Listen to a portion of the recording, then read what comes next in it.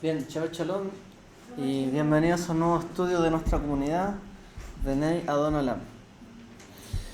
Esta semana iniciamos, ¿cierto?, un nuevo libro de la Torá, que es el libro del Shemot, el Éxodo, o el Exodus, como se dice en inglés y en hebreo igual, el Exodus.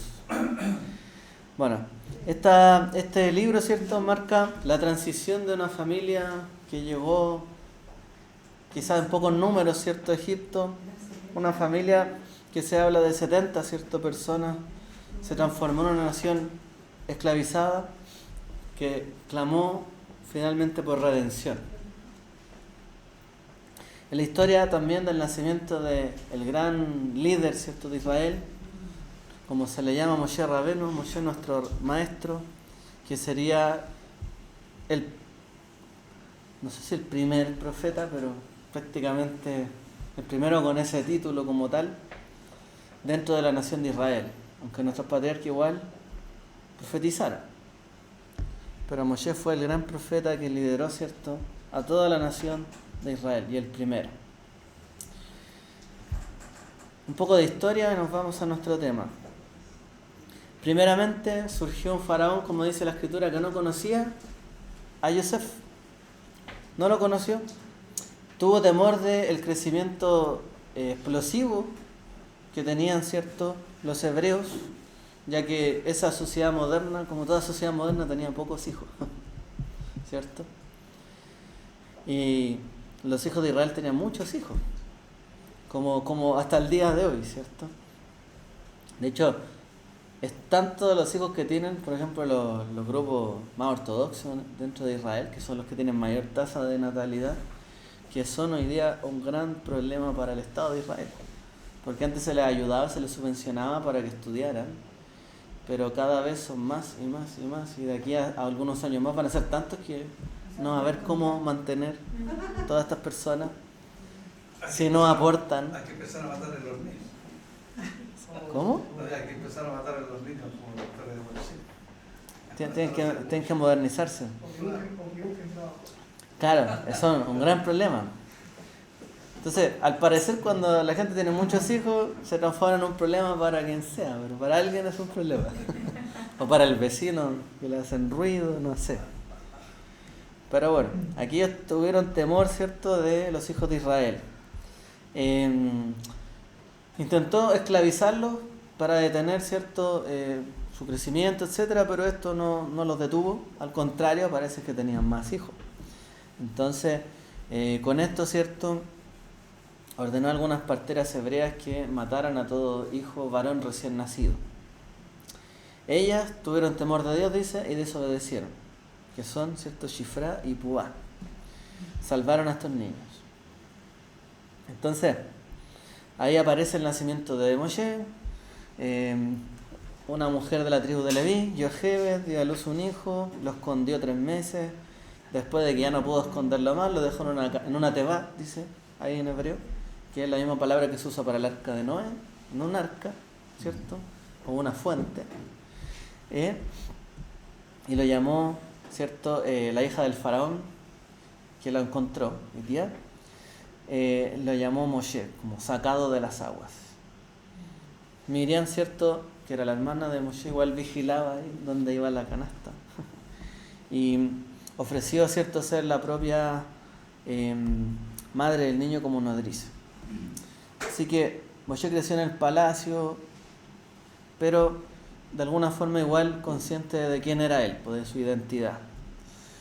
Bueno, ahí aparece, ¿cierto?, Moshe matando a un egipcio que estaba golpeando a uno de sus hermanos hebreos. Lo mató y lo escondió. Al día siguiente vio a 2 hebreos peleando. O sea, primero vio a un egipcio peleando con un hebreo, lo mató. Vio a 2 hebreos ahora peleando. Y al intentar separarlo, lo delataron. Vas a matarnos como al egipcio. Bueno, al ver, ¿cierto?, que se sabía lo que había hecho, huyó, se fue a Madián. Ahí conoció a Yitro, que es el suegro, ¿cierto? Bueno, y se casó con su hija Zipporá, o Séfora. Tuvo 2 hijos, Gershom y Eliezer. Y ahora viene, ¿cierto?, la conexión que vamos a hablar un poco.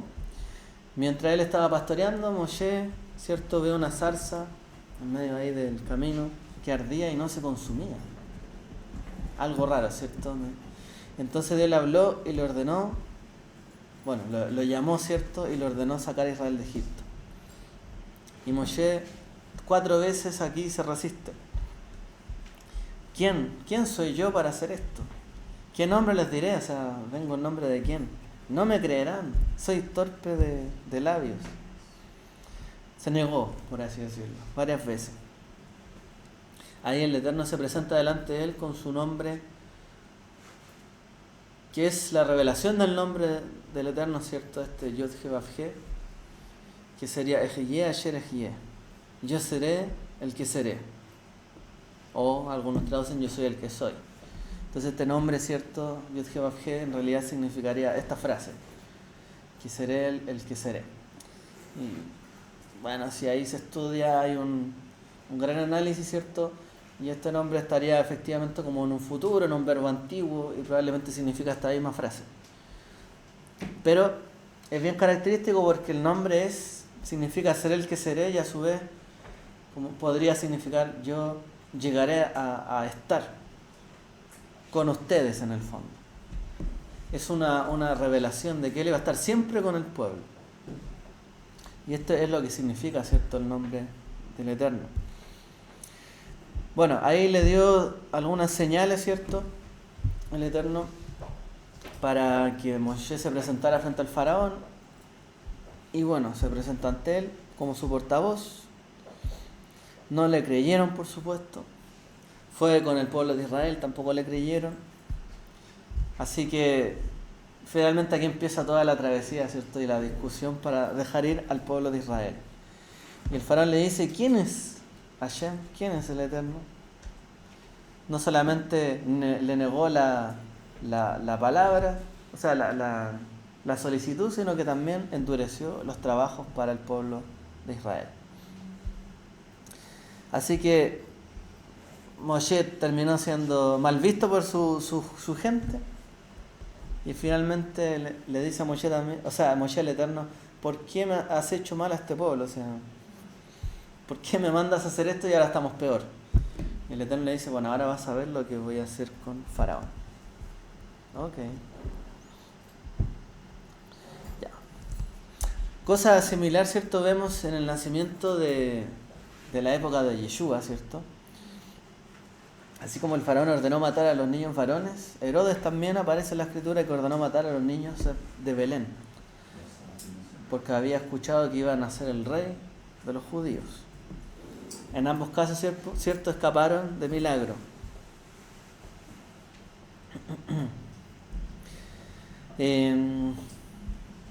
Ya, y nos vamos a referir al tema de la zarza. La zarza.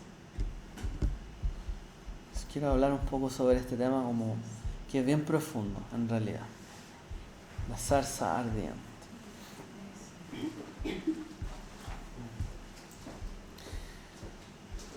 Bien, acá tenemos, ¿cierto?, en este libro del Shemot, podemos decir que hay un silencio entre la época que vivió Yosef, ¿cierto?, con sus hermanos, hasta la época en que nace Moshe. Prácticamente hay un silencio. Así como hay un silencio intertestamentario entre los últimos profetas, ¿cierto?, y la época de Yeshua. Aquí, por así decirlo, igual hay un silencio, pasan muchos años. A lo menos, como dicen los sabios, 215 años. Que en realidad dicen que son 400, pero hay unas sumas que por ahí no cuadran. Serían como esos años. El tema está en que todo esto se rompe, este silencio, con el llanto de un bebé, ¿cierto?, que sería el nacimiento de Moshe. Y también el gemido de una nueva nación, que es el pueblo de Israel. Empieza a gemir esta nación que quería ser libre. Para nosotros, ¿cierto?, también anuncia esta historia del nacimiento del Mesías. Y hay un molde profético, ¿cierto?, que nos trae todo este pasaje.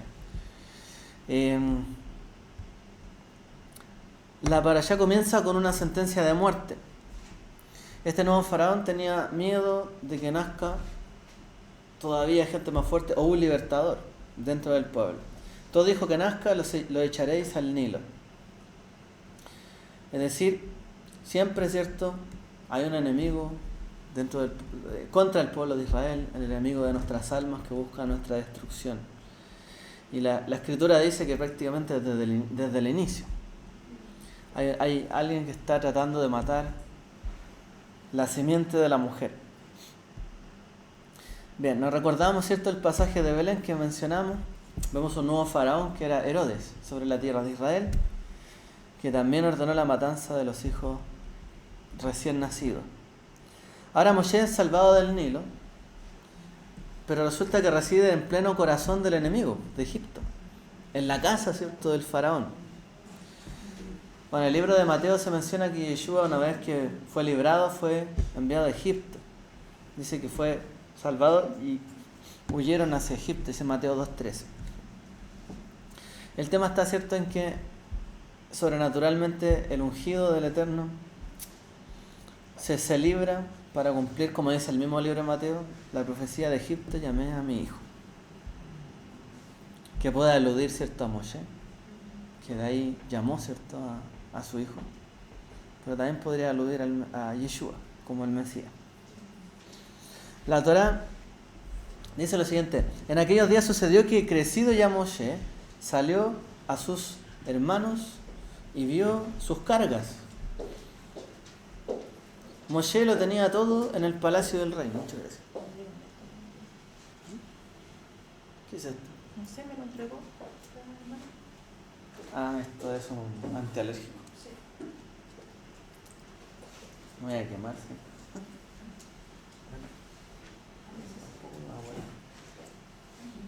Un segundito. Entonces dice, Moshe salió a ver a sus hermanos y vio las cargas que tenían.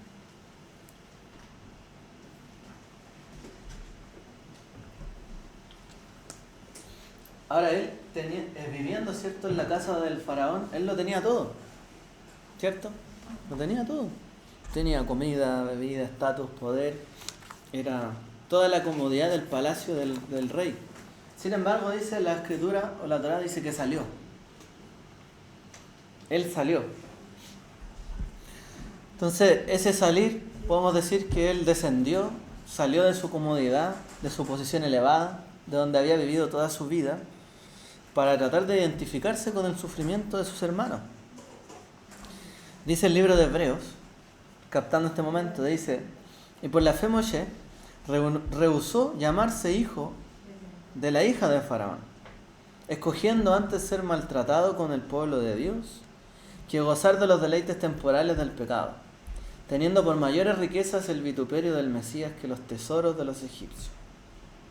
Y ahí en el libro de Hebreos, ¿cierto?, se menciona que él salió, efectivamente, como dice ahí, a sus hermanos, vio sus cargas, quiso identificarse con ellos, y antes de elegir ser el hijo del faraón, o el hijo de la hija del faraón, el nieto del faraón, prefirió ser maltratado junto con su pueblo. Prefirió, en vez de gozar de los deleites temporales, sabiendo que venía mayor riqueza, si estaba junto al pueblo al que pertenecía, el pueblo del Dios de sus padres. De alguna forma Moshe prefigura este autodespojo también, que también leemos, ¿cierto?, la Escritura que describe Filipenses capítulo 2, pues, del Mesías, que él, existiendo, dice, en forma de Dios, no escatimó el tener ese estatus como cosa que aferrarse, sino que se despojó a sí mismo.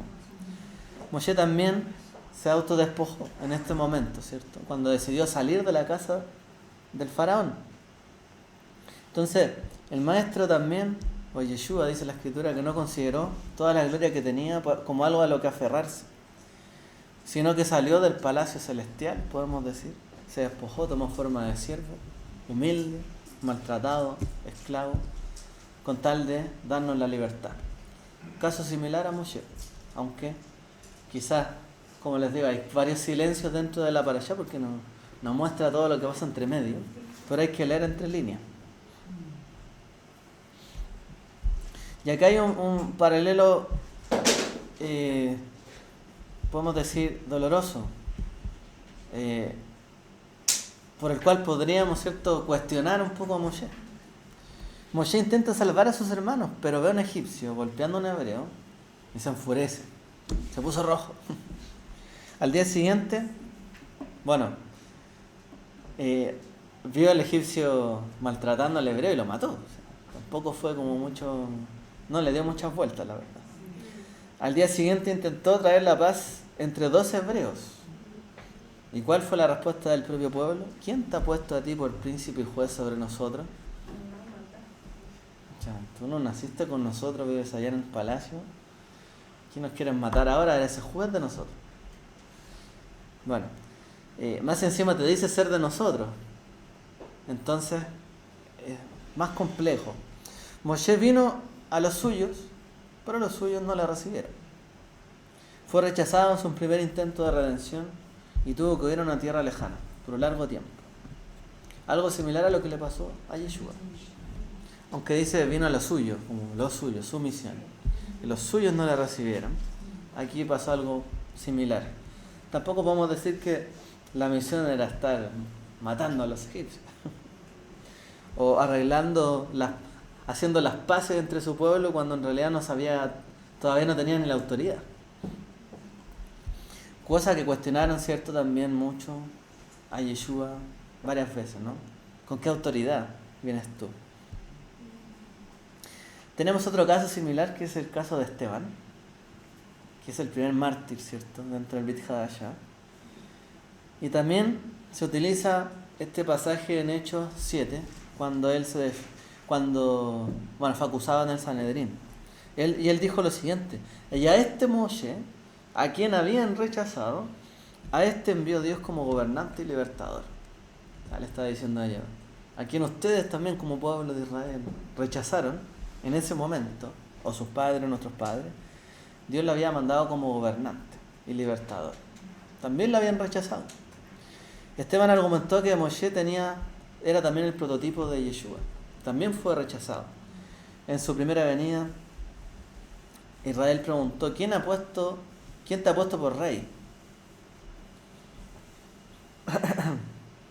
Me refiero a la primera venida de Moshe ante el pueblo. Lo rechazaron y él ascendió o se fue a un país lejano. Pero la promesa de Shemot es que el libertador, rechazado la primera vez, iba a regresar por segunda vez y ahí iba a ser recibido, ¿cierto?, para avanzar en el proceso de redención. Y finalmente hay una revelación en el monte Joreb. Dios se revela desde una zarza ardiente que no se consume. Esta zarza, ¿cómo puede ser definida? Esta zarza como una planta, como un arbusto, ¿cierto? Una planta, podemos decir humilde, no tiene muchas hojas, flores, pero tiene muchas espinas, ¿cierto? O sea, es una planta que no es muy agradable quizás a la vista, no es algo que todos lo quieran tener. ¿Quién quiere tener un árbol lleno de espinas? Difícil, ¿no? Si usted tiene hijos, no querría que sus hijos estuvieran cerca de una zarza así. Ahora, esta zarza representa, por así decirlo, a la humanidad. El fuego, la divinidad. Y esto vamos a hablar un poquito. En Yeshua vemos algo así. La plenitud de la divinidad habitó corpóreamente, ¿cierto?, en un hombre humilde. Podemos decir que no lo veíamos con ningún buen parecido. Yeshua sería esta zarza ardiente definitiva. El Eterno le dice a Moshe, Ejiyé, Asher Ejiyé. Seré el que seré. O seré el que estaré, puede leerse también. Seré el que estaré con ustedes. Yeshua reclamaría ese título, por así decirlo, cuando él dijo en el libro de Juan, de cierto os digo, antes de que Abraham fuese, yo soy. Yo soy. No yo era, yo existía, dijo yo soy. Que es como esta palabra, ¿cierto?, que dice acá. Ahora, vamos a profundizar en este tema de la zarza ardiente.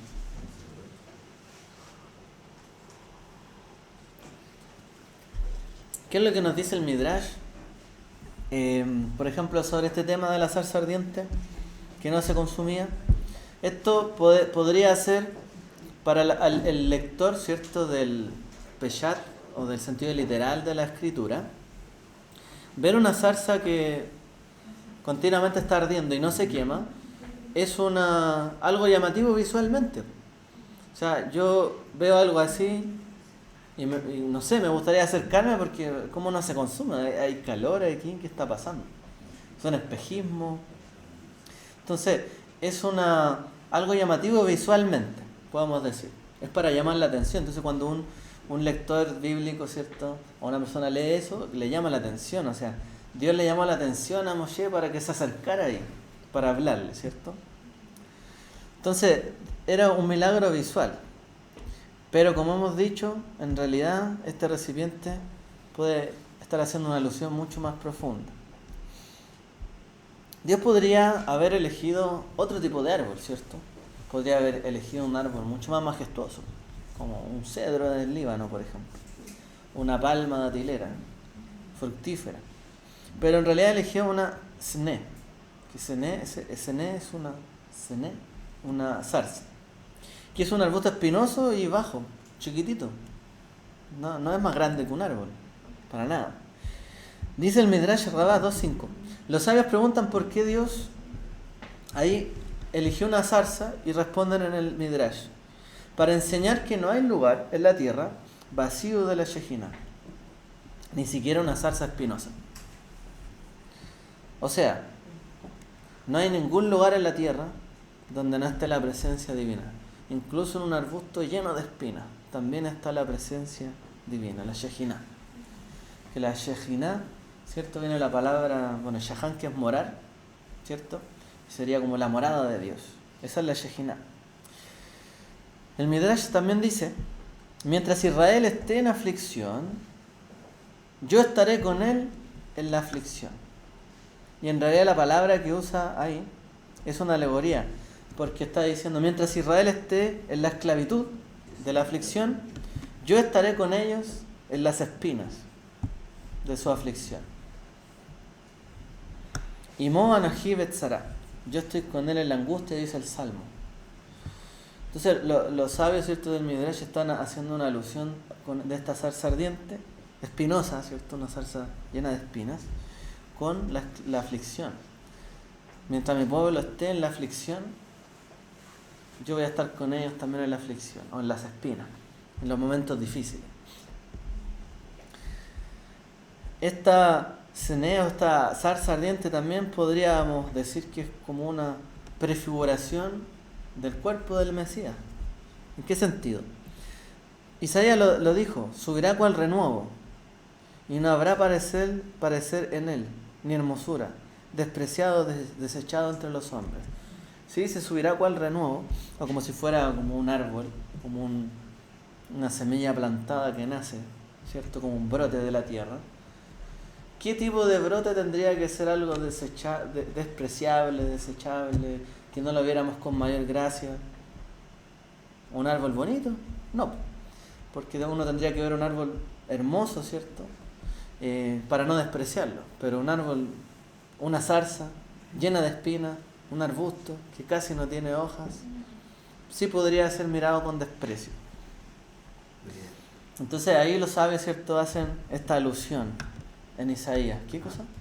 Pero es que a mí me costó entender eso. Y por una razón muy sencilla, porque el Eterno, cuando crea todas las cosas, dice: y vio Dios que era bueno. Ahora, ¿qué tipo de zarza era? Porque hay muchas zarzas que sus tallos son comestibles, y muchas de sus partes sirven para medicina. Entonces, más allá de eso, es la visión que tiene la gente de ese arbusto. No es la utilidad que tiene. Dice: no hay parecer en él, ni hermosura. Y dado eso, fue despreciado y desechado entre los hombres. Esa es la conexión. No va la conexión a la función de una zarza, sino, o para qué sirve, o los atributos que tenga, sino de la forma en que es vista por las personas. Un árbol, un arbusto, sin mayor gracia, claro, lleno de espinas. Y un ejercicio que hice fue que aquí donde yo vivo, me costó imaginarme qué zarza bonita así. No encontré ninguno. No sé si habrá acá, en el norte. A los cerros. En los cerros, sí. Bueno, al igual que una zarza, podemos decir que es una planta despreciada, no considerada mucho. ¿Quién planta una zarza en su casa, en su patio? Es maleza necesaria. Prácticamente, Es ¿cierto? maleza que toca para plantar. Entonces, es una planta despreciada, dolorosa al tacto. Entonces se dice que esto es como el cuerpo del Mesías, asumió una naturaleza humana humilde, susceptible al dolor.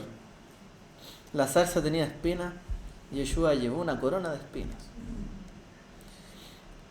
El eterno Dios eligió habitar no en la grandeza de un palacio romano que estaba hecho de cedros, sino en la humildad de un carpintero judío que trabajaba en una zarza, por ejemplo, para mostrar que él habitaba en el sufrimiento de su pueblo. Y habitaré en medio de ustedes, ¿cierto? Veshajante y Betoham. Y tomó cuerpo y figura humilde, como el Mesías. El fuego que no consume. Profundizamos un poco más todavía en esto. Entonces el milagro de esta zarza ardiente no es que estuviera prendida en fuego, porque cualquier zarza podría prenderse en fuego. El milagro era que no se quemaba, ¿cierto? No, su madera no se hacía ceniza.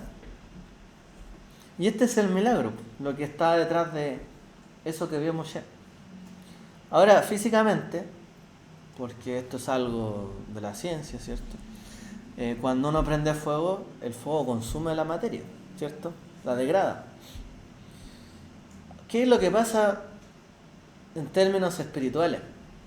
Que la santidad de Dios, dice la Escritura, que es fuego consumidor. Entonces tendría que aniquilar, ¿qué cosa?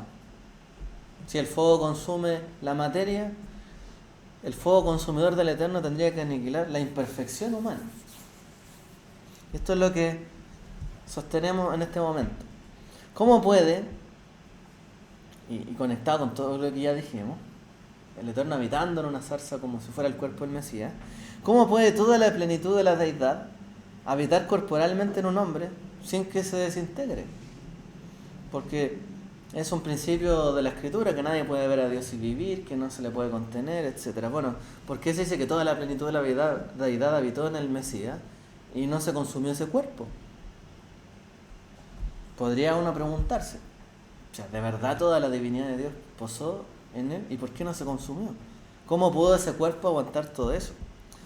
Bueno, la zarza ardiente es una demostración de esto. La naturaleza divina, que podemos decir que es como el fuego consumidor, versus la naturaleza humana, que es como esta madera de la zarza, unidas en una sola persona y sin mezclarse y sin destruirse mutuamente. O sea, puede estar una zarza y su madera ardiendo en fuego sin consumirse ni convertirse en ceniza o carbón. ¿Puede un cuerpo recibir todo el Espíritu de Dios sobre sí mismo y no ser consumido? Bueno, esto es como un ejemplo que nos trae la Torá de que sí se puede. La divinidad de Él o su Espíritu puede posar en nosotros y que no seamos consumidos pese a nuestro pecado y nuestra falta y nuestra imperfección. Al parecer sí. Pueden mezclarse sin consumirse mutuamente o sin destruirse, mejor dicho. Parece que sí. Entonces, sostenemos también que en Yeshua se cumplió este milagro. Él es el hombre en el cual ardía el Espíritu de Dios sin medida. No tenía ninguna medida. Totalmente, como dice Colosenses, Pablo, toda la plenitud de la deidad habitó corporalmente en él, cuya humanidad del Mesías permaneció igual intacta, visible y tangible, y aún así frágil, porque también fue golpeado, fue herido y lastimado. También salió sangre de él. Si Moshe tuvo que taparse el rostro ante la zarza, nosotros contemplamos, porque vio la gloria de Dios allí, nosotros también contemplamos, como dice Pablo, la gloria de Dios en la faz de Yeshua. 2 Corintios 4:6. O sea, Yeshua en esta prefiguración es la zarza que nos permite acercarnos al fuego de Dios sin morir. Porque después de ver todo esto, Moshe entró en su presencia. Es como ese camino, esa muestra de que en realidad la gloria de Dios puede residir en nosotros, en nuestra vida, y podemos acercarnos a ella y no morir, ni ser consumidos. Bueno, ahí está la figura del Mesías, de Yeshua, en quien estaba todo el fuego de Dios y no era consumido. Y nos dio el acceso a acercarnos a Él. Y eso es lo que vemos ahí, Moshe después acercándose de la zarza ardiente. También hay una prefiguración del Mesías. El Mesías dice que era sin pecado. Uh-huh. Lo dice Pedro, Juan, Hebreo, que fue sin pecado. Dice, por ejemplo, 1 Pedro 2:22 dice, el cual no hizo pecado ni se halló engaño en su boca. Obviamente ahí podemos ver por qué motivo se manifestó esa. ¿Por qué no fue consumido? Exacto. Claro, porque inmediatamente, como lo dice David, ¿cierto?, en su oración, no aparte de mí tu Santo Espíritu, porque se dio cuenta de su pecado y dijo, no, obviamente no va a residir en mí su espíritu así. Yo sé que dice el hermano Eliana, Uh-huh. lo ratificó un goí, no he encontrado culpabilidad en él. Sí. Pese a eso, como decíamos, es un arbusto frágil, el cuerpo es frágil y aún así puede residir la plenitud de la deidad, de la divinidad, que ese es otro misterio, porque esto es un misterio. Estamos hablando al nivel del misterio de la Escritura. En efecto, de hecho es un sod, un misterio, un sod de la Escritura. Entonces, sí, aquí estamos usando el nivel de interpretación del Pardés para ahondar en este tema. Entonces, lo otro, el Eterno se demostró, ¿cierto?, a Moshe y le dijo, yo soy Ejiyé Asher Ejiyé. Cuando Moshe le dijo, o sea, ¿cuál es tu nombre? Dime, ¿quién eres tú? ¿Cuál es tu nombre? Dios le dice, Ejiyé Asher Ejiyé. Comúnmente se traduce, porque así lo hizo la Septuaginta, yo soy el que soy. Pero gramaticalmente es un futuro plus perfecto o imperfecto. Es más cercano a decir yo seré el que llegaré a ser, o seré el que seré, o seré lo necesario que yo sea. ¿Quién eres tú? Yo voy a llegar a ser lo que tendré que llegar a ser. No tiene límite. Exacto.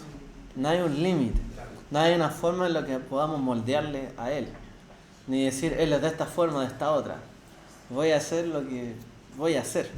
Seré el que seré.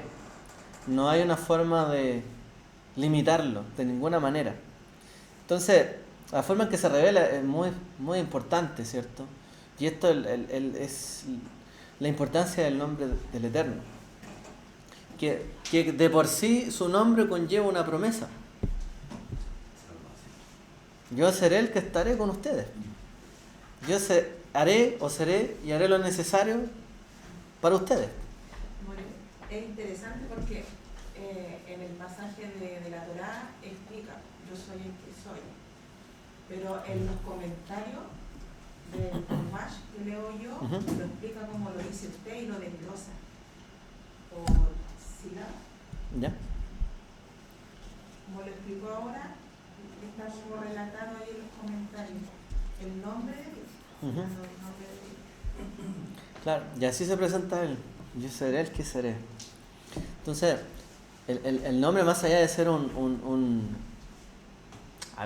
una manera ritual en que podamos invocar a Dios, y menciono su nombre y Él va a aparecer, no se trata de eso. Su nombre mismo significa algo que no se puede contener, en el fondo. Este Ejiyé, Asher Ejiyé, es lo mismo, ¿cierto?, que el nombre como Yahvé o Yahweh, ¿cierto?, como pronunciado más antiguamente, porque estas mismas vocales que se utilizan allí son las que harían el mismo tipo de verbo, ¿cierto?, en esta palabra.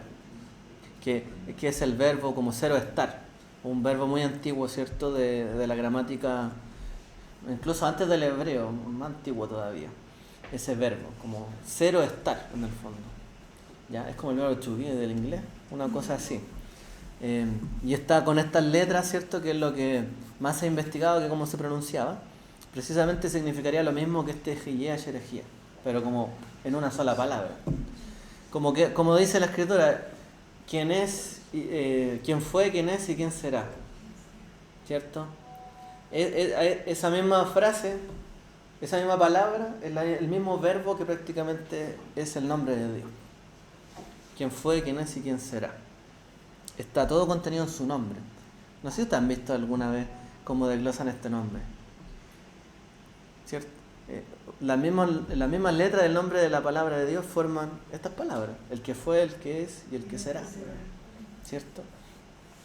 Entonces nos demuestra su eternidad, en otras palabras.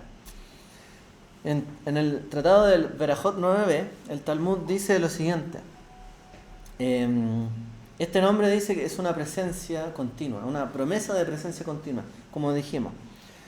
Diles, yo seré con ellos en esta aflicción, y yo seré con ellos en la servidumbre de otros reinos.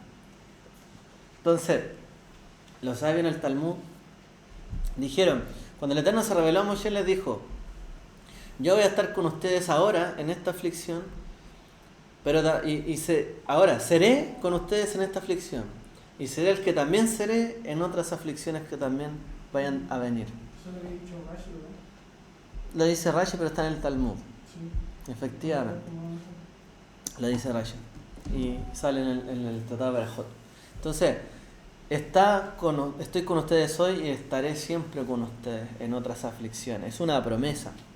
Entonces, el nombre no es una definición filosófica como de qué significa su nombre y esto es Dios, sino no es algo estático, es algo continuo, como un verbo. Él, como prácticamente, dependiendo de la situación, el que voy a hacer con ustedes. Porque también ahí menciona, por ejemplo, que ante sus padres se presentó como el Shaddai. Sí. O sea, Sí. porque era el que provee, el que está con ellos ahí. Exacto. Pero yo me presento a ustedes con esto por acá, porque básicamente, dependiendo de la función Sí. del estado en que estén, es como él se presenta. Claro. Sí, pues efectivamente él fue el que proveyó Porque más adelante a los padres. Adonai se va, o sea, del ejército. ¿Por qué? Porque va a la guerra, o sea. Sí. Por eso, a ustedes me voy a revelar finalmente como quién soy yo y todo lo que puedo hacer. Sí. A sus padres solo les mostré una parte de mí, pero con ustedes les voy a hacer conocer todo lo que puedo hacer, en el fondo. Es una promesa, o sea, le está diciendo: yo soy el que hablé a tus padres, juré todo esto, les prometí esto, ahora vas a ver cómo lo voy a hacer. Porque para ustedes eso es una simple promesa. Es algo que escucharon de los padres, que esta tierra era de ustedes, que iban a heredar, etc. Pero ahora van a ver cómo esto se transforma en realidad. Es una presencia activa. Bueno, esta palabra que aparece, ¿cierto? Yo seré o yo soy, como se traduce en el griego, aparece también en algunas declaraciones de Yeshua, que si uno lee el contexto también escandalizaron a las personas, porque ¿cómo se presenta como el yo soy? ¿Cierto? Con ese, casi es como nos llegó a nosotros el texto. Ahora, dice Mateo 28:20, he aquí yo estoy con vosotros todos los días hasta el fin del mundo. Nos recuerda también esta palabra, el nombre del Eterno. Yo estoy con vosotros todos los días hasta el fin del mundo. Es otra forma de decir: yo seré el que seré. Con ustedes siempre voy a estar. Yeshua es esta encarnación, sabemos, de el Ejiyé Asher Ejiyé. El Dios que está con nosotros, Immanuel, como dice la Escritura, será llamado Immanuel. En cada exilio, en cada dolor, en cada aflicción, en cada espina, cumpliendo la promesa que hizo en la zarza. Y yendo al último punto de este episodio, Dios le ordena a Moshe, pasando, ¿cierto?, esta zarza ardiente, acercándose: quita tu calzado de tus pies, porque el lugar donde tú estás es tierra santa, o es sagrada. Bueno, este texto, este pasaje, establece una halajá que tiene que ver con la reverencia del templo, o la reverencia que merecía, ¿cierto?, el Beit HaMikdash. En el Talmud también dice lo siguiente: nadie puede entrar al monte del templo con su bastón, su sandalia o su bolsa de dinero. Entonces, en un momento los sabios, que obviamente vivían ahí en Israel o en los alrededores, dicen: nadie puede ir al monte del templo y andar con su bastón, su zapato o su bolsa de dinero, su sandalia. ¿Por qué? Refiriéndonos al zapato o a la sandalia. El zapato representaba dos cosas. Una, la muerte, porque generalmente la sandalia se hace con cuero, un cuero de animal muerto. Entonces nos introduce, ¿cierto?, la muerte en presencia de la vida. Esto es como en Yom Kippur, ¿cierto?, que no se usa cuero, no se usa nada, ¿cierto?, que represente muerte, por ejemplo. También representa la separación. Por así decirlo, el zapato es lo que separa, ¿cierto?, a una persona de la tierra o del piso, del suelo. Entonces, si quitarse el zapato simboliza también eliminar toda barrera, permitiendo un contacto directo y total. Entonces, quita el calzado de tus pies. Podemos decir: no puedes traer nada delante de mí que signifique o simbolice la muerte. Por un lado, tienes que tener reverencia delante de mí. Y por otra parte, no puede haber ninguna barrera entre nosotros dos. Nada. De hecho, probablemente porque el Eterno permitió que Moshe fuera tan sincero en decir: no puedo, ¿cómo voy a hacerlo yo? Y simplemente le dijo: no, vas a hacerlo y punto. Porque lo dejó expresarse.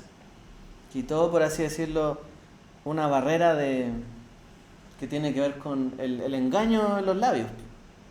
Él dijo: soy como tardo de labios, o soy torpe de labios, pero podría habérselo guardado. Simplemente él se manifestó como era.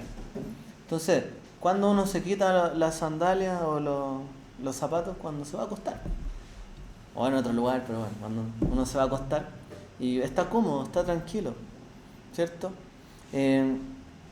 Digamos que uno es sincero ahí, en ese lugar, donde uno se siente sin barrera. No sé si se entiende la idea, pero uno es totalmente libre de no representar nada. Hacia afuera uno sí, pues se pone unos zapatos bonitos, se va a trabajar, etc. Pero ya en su cama no necesita aparentar nada. De acuerdo a lo que usted señala, ¿no es cierto? Me imagino que nadie podía andar con el calzado dentro del templo.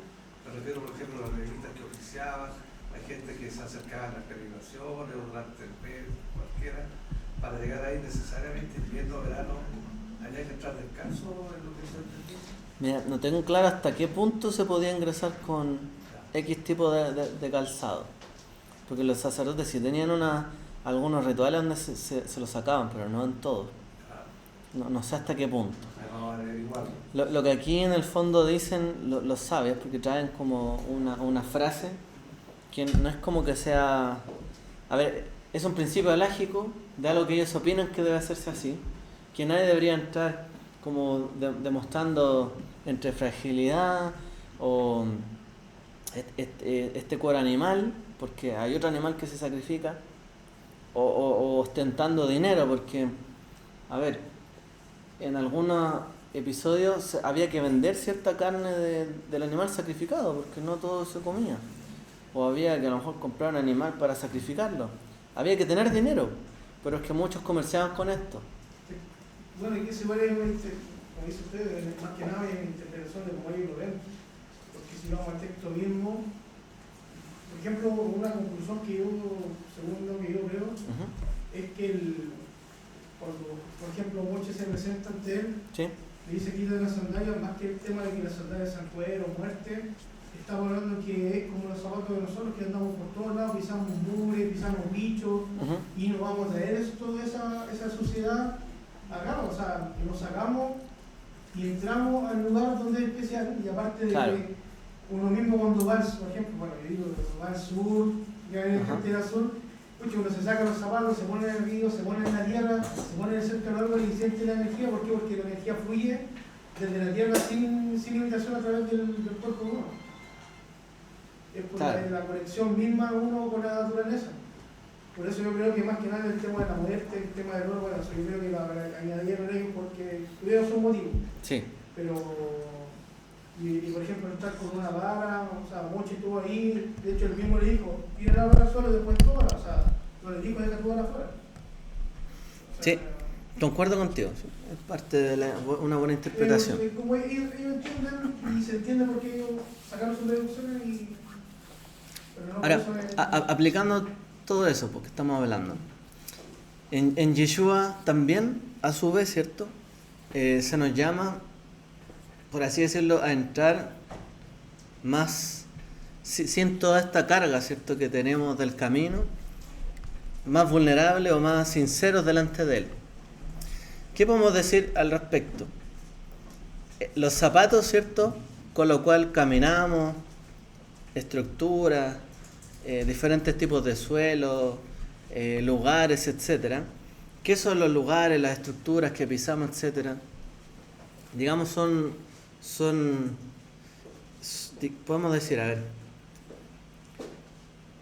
cuando uno visita un lugar, por ejemplo, un templo chino, yo estuve ahí como que, pero tiene que estar ahí, tiene que pisar el lugar. Uno pisa estructuras, pisa lugares que son rituales, pisa experiencia.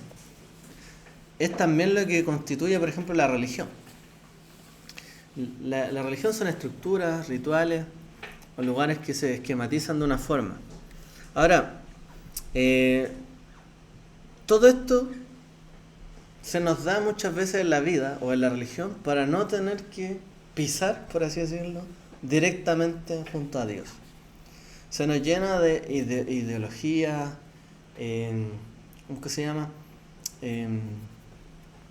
Se me fue la palabra que iba a decir. Pero se nos llena en el fondo de ideas en nuestra cabeza. Forma es que para acercarse a Dios hay que ir bien vestido. Es que no se puede usar esto, que se puede usar esto, es que no se debe decir esto, que es así. Son muchas estructuras, ¿cierto?, las que nos llena la religión, con la cual uno se debería poder acercar a Dios. Hay que acercarse de esta forma. Ahora, cuando nos acercamos delante de Él, el Eterno le pidió a Moshe que se quitara todo eso, por así decirlo. Quitarse los zapatos es exponernos nosotros, exponer nuestros pies, nuestra piel, nuestra realidad, sin protección, no a la defensiva, no que yo voy a acercarme a Dios de esta forma porque así me puede responder. No es eso. Entonces, es que quiero terminar la idea. Además, en este sentido, Yeshua hizo algo muy particular. Él lavó los pies de sus discípulos. El otro día lo estábamos hablando. Entonces, podemos conectar esta idea, porque Él, si bien limpió a sus discípulos del polvo del camino, preparó también, por así decirlo, sus pies, o los pies de sus discípulos, para pisar una tierra santa, para pisar ahí en un momento especial, íntimo, donde se iban a acercar a esta ceremonia que los acercaba a la redención. Porque acercarse al Mesías es esto, acercarnos a la redención, a Dios. Tenemos que liberarnos, ¿cierto?, de las marcas o las huellas del camino y disponernos a estar delante de Él como quienes somos, en el fondo. No con la carga de la religión o de otras ideas. O Moshe, que podría haber dicho como hijo o nieto del faraón casi, o persona con autoridad. No es eso. Entonces, estar también en el Mesías es estar permanentemente en ese lugar delante de Él, de su presencia. Espiritualmente tenemos que caminar, por así decirlo, descalzo ante Él, con reverencia y pureza. Eso es como una idea que podemos conectar de este tema de sacarse el calzado de los pies, que les quería comentar. Es que igual, o sea, así como colocándolo hacia los tiempos de hoy, igual es como, ya que estamos hablando del tema de la vestimenta y el calzado, hay veces que uno está como un poquito como, no sé cómo es la palabra, pero no sé si decirle estresada, no se siente como... Yo vivo al frente de un cerro, y a veces cuando quiero como conectar, se va a la punta del cerro. los zapatos y me voy para el cerro. y con mis hijos juegan y yo, no sé, leo la Torá, leo un libro y siento que la sensación es distinta. En cuanto al tema del calzado, yo soy de la idea que es mucho mejor el calzado de cuero que el calzado que se fabrica hoy en día. Porque el calzado que se fabrica hoy en día está lleno de químicos, que eso pasa por la planta del pie, que es más fácil de absorberlo al cuerpo. Y en cuanto a la ropa, me gusta más lo que es más natural, porque la piel respira mejor con ese tipo de prenda, no como la sintética que impide que como que el cuerpo, como que, no sé cuál es la palabra, respire. Entonces ya es como distinta la sensación como de la persona. No sé si me entienden. Las prendas naturales. O sea, entiendo el el tema, pero... Hay un estudio que dice que las prendas naturales elevan la vibración de la persona. ¿Ya? Y las prendas sintéticas hacen que baje la vibración de la persona. Pero tú hablas como un tema de preferencia en el fondo. Como ¿Que tú prefieres? No, hay estudios. Bueno, yo también prefiero lo más natural. No siempre se puede, pero igual hay que decirlo porque no todos lo saben. Ya. Yo creo que lo que dice la Maribel es como un acercamiento más íntimo, o sea, más limpio delante del Padre Eterno. Una cosa así para llevar. O puede ser una ayuda también porque, no sé, el tema de los zapatos igual es un tema que afecta porque al fin y al cabo igual estoy contaminando el cuerpo. Como los sacerdotes que le decían que se vistieran de lino. De algodón o lino. O sea, obviamente la vestimenta importa. Sí, pues importa. Es algo que hay que elegir bien de todas formas. Por algo los bebés cuando nacen se recomienda el algodón. Todos los bebés se ven, y si no le coloca algodón que le salen cosas en la piel, Son la letra, se contamina. claro, su cuerpecito no es tan frágil. Es un tema importante. Sí, y de hecho, cuando uno entra a la casa después de pisar por todos lados, bueno, uno lleva todo eso a la casa. Claro. Por eso algunos que tienen esa costumbre de dejar los zapatos ahí antes de entrar es algo bien, yo lo encuentro bien importante. Nosotros lo aplicamos en nuestra Nosotros lo hacemos en la casa, pero cuando llegan Pero visitas, cuando volvemos no podemos decirles, mira, no hagan eso. Entonces, es un problema para nosotros decir la visita. Entonces, pero después digo, yo se va y empiezo a trapear, como no. ahora, Sí. pero ahora en el mercado hay cobertores para zapatos, Sí. porque mucha gente está usando eso para que no entren con los zapatos a la casa. Claro. Entonces los venden los cobertores. Ya. Y no tienen ningún número, o sea, son estándar porque son con una cuestión de elástico arriba y uno mete el pie en Igual que lo que gusta. Como cuando uno se mete al agua. Una cosa así. Sí. Es que por eso yo creo que mucha gente empezó a implementar esto de los zapatos y Por la todo eso. pandemia. Por la pandemia. Sí. Ahí Es empezó verdad. más fuerte la cosa. Sí, ahora lo que yo voy a decir en cuanto a la oración, que nosotros nos preocupamos de un modelo de oración, pero en realidad la Torah no aparece en modelo de oración. Dice que David oraba 3 veces, pero no dice cómo lo hacía. Y también Ana, cuando se acercó a orar al templo, ella hizo su oración murmurando. Entonces no hay una manera de hacer, sino que, como decía usted en el estudio El martes. del martes, que lo importante es cómo uno disponga su corazón en la oración. Eso es Claro, como, en el fondo es como desnudar el corazón ante el Eterno. Claro. Algo así. Ahora que, como dijimos también, Nehemías y Esdras le hayan dado conformidad o ceder a lo que nosotros hacemos ahora después de tantos años, claro, es razonable, porque tiene que haber un orden, porque el Eterno es un padre de orden. Bueno, como decíamos, como para conectar con lo que estábamos hablando, todo este tema es una alajá, ese pasaje. Quita tu calzado de tus pies porque el lugar donde tú estás es tierra santa, es sagrado. Eso es parte efectivamente de la alajá. Hay que tener reverencia por el santuario. En la forma en que se ora, en que se ingresa, en que se viste, pero sobre todo ahí como la transparencia que también uno debe tener, como decía, no traer contaminación, otras cosas de afuera. O como quizás tú decías, pues a lo mejor cuidarse de que el mismo cuerpo no asimile muchas cosas de afuera, pues, y protegerlo bien. También es un mandamiento, uno tiene que cuidar el cuerpo. Bueno, y igual esta situación de ahora, o sea, llevándola a la verdad, solamente se presenta 2 veces. 2 veces.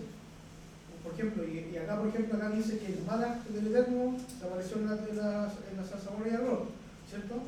El Malach del Eterno, o sea, el Eterno habló con el Malach, para entender de que no era el Eterno mismo con toda su gloria, porque acá dice que, la Torah dice que era el Malach del Eterno que se presentó de la zarzamora, y es como se ha presentado siempre, o sea, él viene un Malach y el Eterno habla del Malach como si fuera él. Y acá pasó esta situación, y le dijo esta situación, que se quitara el sacansado porque era un lugar santo, y después vemos cuando Yahushua entra a la tierra y se presenta y se le aparece el Malach del Eterno, y le dijo también, quítate los sábados que está en un lugar caos.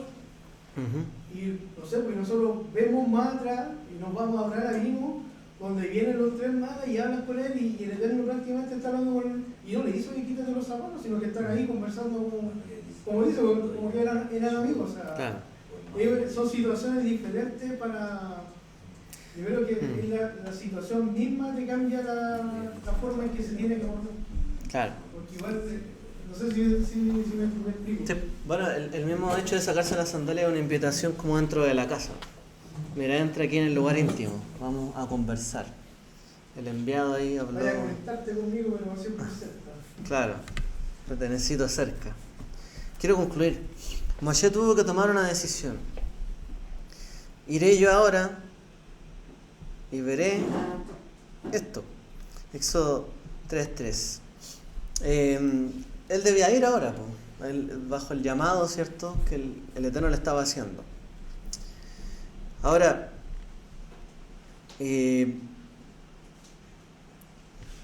quiero decir lo siguiente.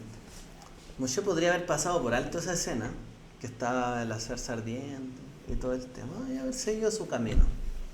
Pero esta clave llamó su atención y lo llevó finalmente a acercarse al mismo Creador. De repente uno no sabe qué señales hay en el camino. A veces una señal despreciada, como una zarza, pero ardiendo. Es como... A veces, no sé si les puede pasar, pero una persona que a lo mejor se vea totalmente común, normal, de repente dice algo lleno de sentido, o lleno de fuego, por así decirlo. Y uno queda así como una zarza ardiendo. Bueno, uno tiene que estar atento. Ciertas veces el Eterno nos manda señales cuando necesita de nosotros. La revelación de Dios en Yeshua es esa zarza. Bueno, ¿qué dijimos? Vimos su humanidad en esta zarza humilde. Vimos su divinidad en el fuego eterno que no quemaba la zarza. Y escuchamos su nombre en esta visión. Él está con nosotros y estará con nosotros. Y este es nuestro camino, nuestra halajá. La halajá, que es la forma de caminar, ¿cierto?, de nosotros como creyentes, es, ¿sí?, caminar, avanzar, seguir adelante, estudiar, aprender, todo eso, sí, pero en algún momento hay que detenerse, como lo hizo Moshe. Hay que quitarse el orgullo, hay que quitarse, digamos, las huellas, las marcas del camino, que quizás uno dice, no, yo llegué hasta aquí porque todo mi esfuerzo. Hay que quitarse a veces ese orgullo o esos zapatos, permitir que el fuego del Eterno nos encienda nuevamente, pero sin consumirnos. Cuando a veces uno se quiere acercar al Eterno y sabe que, o por así decirlo, es que en realidad no estoy tan bien con Él, mejor no me acerco. Uno sabe que va a ser consumido. Uno tiene que acercarse a Él cuando sabe que no va a ser consumido. Entonces, tiene que querer que ese fuego se encienda en nosotros, para que nosotros también podamos ser prendidos, como esa zarza ardiente, llenos del Ruach HaKodesh, que podamos también caminar y encarnar la voluntad divina. Voy a dejarlo hasta acá, un tema de tiempo. Sí, por eso. Esté muy bien todos. Shabbat Shalom. Shabbat Shalom. Antes que